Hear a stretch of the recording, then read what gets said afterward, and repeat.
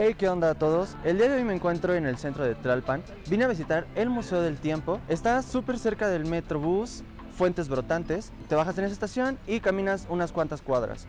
Está súper cerca, así que ahorita vamos a pasar a ver qué es lo que nos dicen sobre el museo, que nos cuenten un poco de la historia. Mi nombre es Gerard y muchas gracias por estar una vez más aquí en el canal de Nos Museos, el canal sobre los museos, el patrimonio cultural y la diversidad cultural de México. Así que, pues comencemos, vamos a visitar el Museo del Tiempo y a ver qué nos dicen.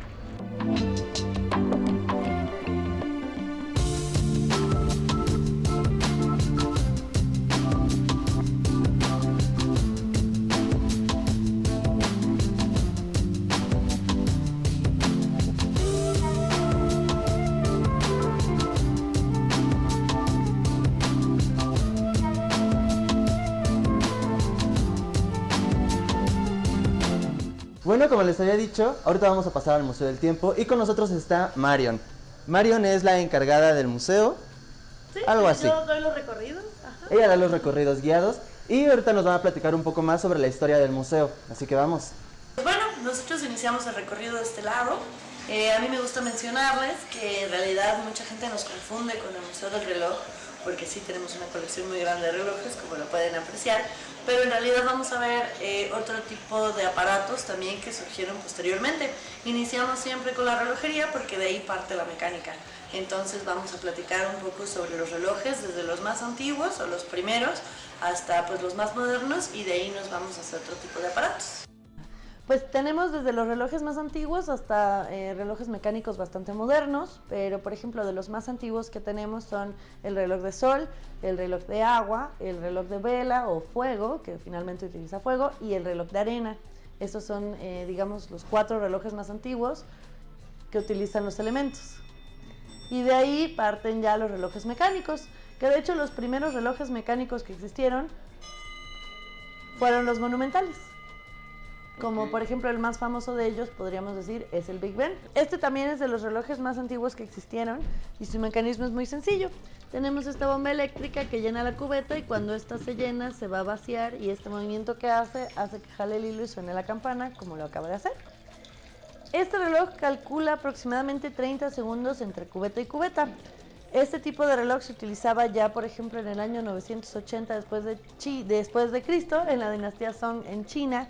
Ya existía un reloj monumental que utilizaba agua. Estos se utilizaban sobre todo en interiores o durante la noche. Y obviamente en la antigüedad pues no existía ni la electricidad ni las bombas eléctricas, entonces se utilizaban corrientes de agua naturales como ríos o cascadas. Pues este museo inició hace como 12 años, 13 años más o menos. Esta es una colección privada que pertenece al señor Marcus Frener. Él es un señor que viene de Suiza, llegó a México hace muchos años y empezó con un pequeño taller de relojería. Poco a poco ha ido adquiriendo las piezas de la colección a través de donativos y subastas y algunos otros pues lugares, digamos, y ha ido armando la colección hasta llegar a lo que hoy tenemos en el museo. Y entonces él decidió ponerlo al alcance para que también podamos entender un poco de la historia de la tecnología, que de hecho es bastante interesante, ¿no? Cómo venimos desde utilizar el sol hasta los teléfonos celulares, por ejemplo. ¿Y sabes un poco sobre el espacio? O sea, Bueno, por ejemplo, el museo en sí tiene 13 años, 3 años nada más en esta casa. Esta casa antiguamente pertenecía a otras personas, y de hecho esta y el restaurante de al lado solían ser una sola casa, y esta era la central telefónica. ¿Cuánto tiempo se tardan en darle mantenimiento A un reloj, depende del caso, puede ser desde un par de semanas hasta algunos meses, dependiendo también de qué tipo de falla tenía o qué es lo que se tiene que revisar. Hay veces en las que para saber qué es lo que tiene un reloj o por qué no está funcionando como debería, se tiene que desarmar completo y se le da todo mantenimiento a todas las piezas, se limpian todas, se vuelve a ensamblar y entonces se revisa por qué no está funcionando, ¿ves?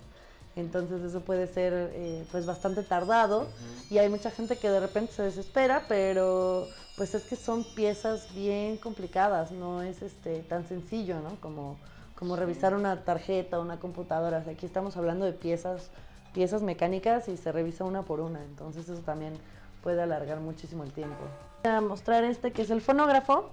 Y el fonógrafo fue el primer aparato que nos permitió grabar y reproducir música y voz y no utiliza electricidad.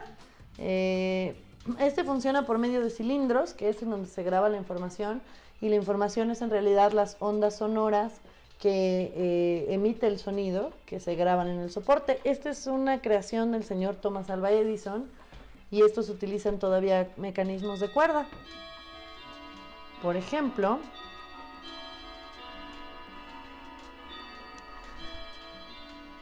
si quieres déjalo porque suena muy bonito.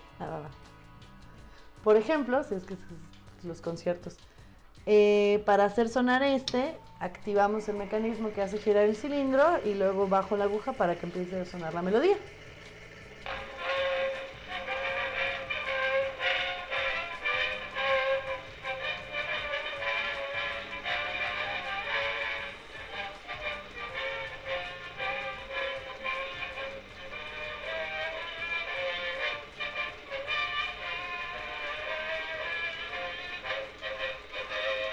El que te acabo de mostrar es de 1895, este ya estaba un poquito más moderno, pero la tecnología se fue quedando atrás con los avances tecnológicos y, por ejemplo, 10 años después, el señor Emil Berliner inventó el gramófono.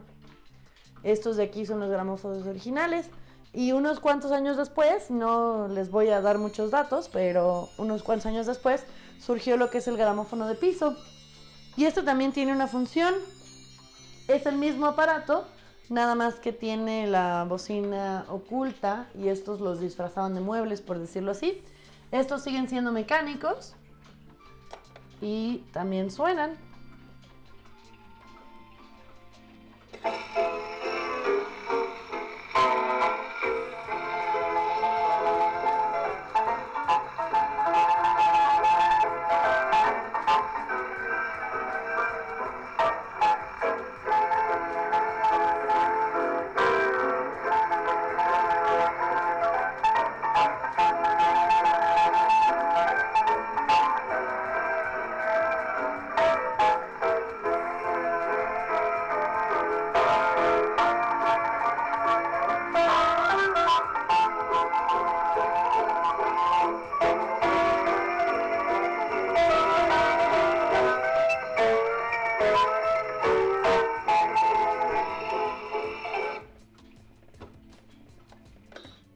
Ya por ahí de los 30, por ejemplo, que llega la electricidad y también la radio, surgen las consolas. Ah, claro. Ajá, esta ya es un poquito más moderna y esta también tenía tornamesa y radio que utiliza bulbos. De hecho, esta todavía funciona y funciona con el radio AM de hoy. Sí, y a nuestra familia nos... Sí, si quieres puedes prenderlo. Va. Nomás que se tiene que calentar porque es de bulbos. Una hora después. Y todavía en casa de mi abuela había una. Sí, y de hecho muchas siguen funcionando hasta la época. De comercio con Estados Unidos. 710. Y el Centro que está creciendo, Cory López ahora que es de las mejores niñas. El Centro de Estudios Superiores en Ciencias Jurídicas y Criminología.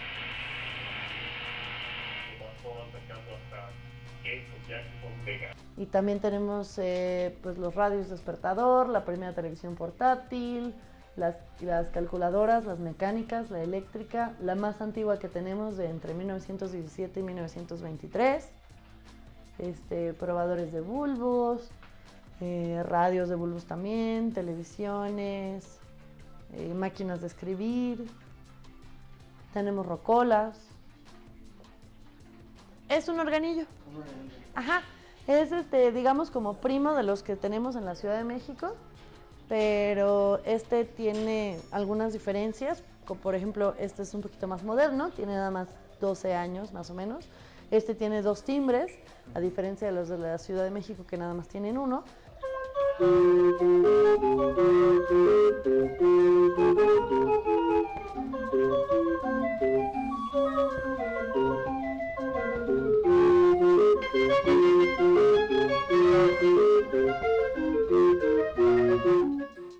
Aquí tenemos pues lo que son las cámaras fotográficas y las cámaras de video, que también la historia de la fotografía y el cine es bastante interesante y tiene mucho que ver con la tecnología hoy en día. Por ejemplo, la fotografía nació en Francia en el año de 1826 y en esa época tomar una fotografía tomaba hasta 8 horas de registro. Por ejemplo, los celulares, eso me parece interesante. Como tenemos aquí esta pequeña colección y en realidad la tecnología celular pues tampoco es tan antigua, pero digamos que los primeros en utilizar este tipo de tecnología pues fueron sobre todo los militares, ¿no? Por ejemplo, durante la guerra de Vietnam en los años 60, los soldados americanos utilizaban este tipo de comunicación porque metidos en la jungla pues era como el mejor método que tenían. Y en esa época un soldado que cargaba la mochila, pues la mochila completa era el celular. Y después de una hora, hora y media de recorrido, terminamos de darle la vuelta a este museo. Está súper interesante, así que vengan a visitarlo. Está súper cerca, pueden llegar por el Metrobús Fuentes Flotantes o también hay estacionamiento, ¿verdad? Así es, tenemos un par de estacionamientos muy cerca de aquí. Nada más hay que tomar precauciones porque de repente los fines de semana pues sí se llena un poquito. Pero estamos de martes a domingo, de 10 de la mañana a 6 de la tarde. Los recorridos duran aproximadamente 1 hora. Vienen incluidos en el costo del boleto. El costo general es de 60 pesos. Tenemos descuentos para adultos mayores con credencial, profesores, estudiantes, niños, personas con discapacidad. Y pues bueno, no hay pretextos, en realidad sí está bastante sencillo y muy interesante. Así que ya saben, Alcaldía Tlalpan, de martes a domingo, vengan a visitar al museo, la verdad se la van a pasar muy bien. Marion es una muy buena anfitriona, la plática se hace súper amena, así que vengan, visítenlo y bueno, hasta la próxima, chavos.